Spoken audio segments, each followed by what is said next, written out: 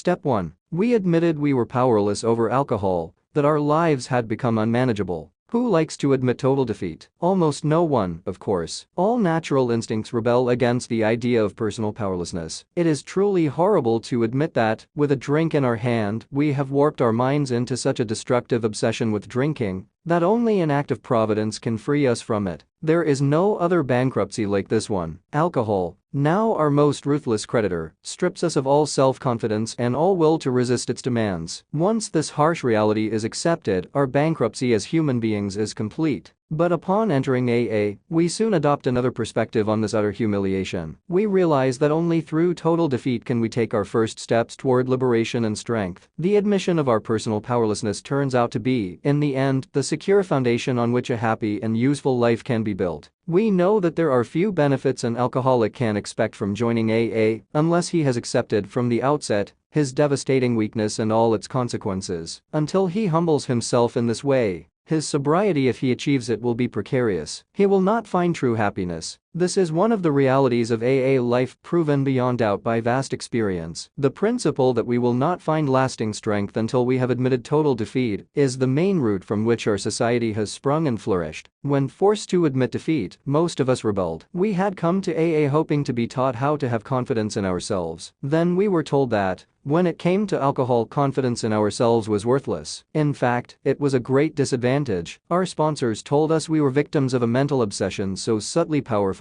that no degree of human willpower could overcome it. We were told that without outside help, there could be no such thing as personal victory over this obsession. Compounding our dilemma relentlessly, our sponsors pointed out our growing sensitivity to alcohol and allergy. They called it the tyrant. Alcohol wielded a double-edged sword over us. First, we were afflicted with a mad desire that condemned us to keep drinking, and then by a bodily allergy that ensured we would eventually destroy ourselves. Very few who were thus beset had ever won this hand-to-hand combat. Statistics showed that alcoholics almost never recovered on their own. And this had apparently been true since man first trod on grapes. During the early years of AA, only the most desperate cases could swallow and digest this harsh truth. And even these dying ones took a long time to realize the seriousness of their condition. But a few did realize it, and when they clung to the principles of AA with all the fervor of a shipwrecked man clinging to a lifeline, they almost without exception began to get better. That is why the first edition of the book Alcoholics Anonymous, published when we had very few members, dealt exclusively with cases of rock bottom. Many less desperate alcoholics tried AA,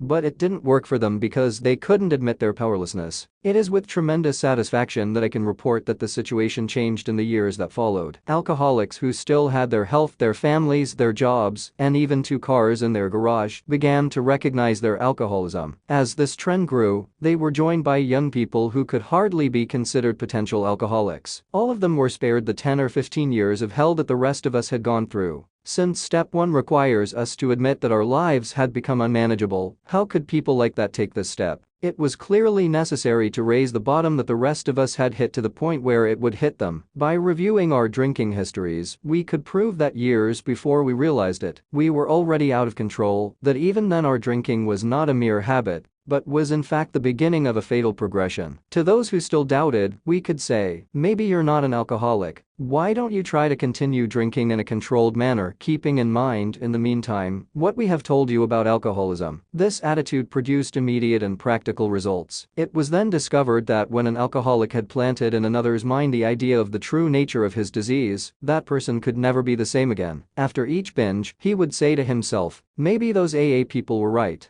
After a few such experiences, often years before the onset of serious trouble, he would come back to us convinced he had hit bottom as hard as any of us. Drinking had become our best advocate. Why do we insist that every AA member must hit bottom first? The answer is that very few people will sincerely try to practice the AA program unless they have hit rock bottom. Because practicing the remaining 11 steps of AA requires attitudes and actions that almost no alcoholic who is still drinking could even dream of adopting. Who wants to be rigorously honest and tolerant? Who wants to confess their faults to another person and make amends for the damage they have done? Who is interested in learning about a higher power, let alone thinking about meditation and prayer? Who wants to sacrifice time and energy trying to carry the AA message to those who still suffer? No, the typical, extremely self-centered alcoholic is not interested in this prospect unless he has to do these things to save his own life. Under the whip of alcoholism, we are forced to turn to AA, and there we discover the fatal nature of our situation. Then, and only then, do we become open-minded and willing to listen and believe, as only the dying are. We are ready and willing to do whatever it takes to free ourselves from this merciless obsession.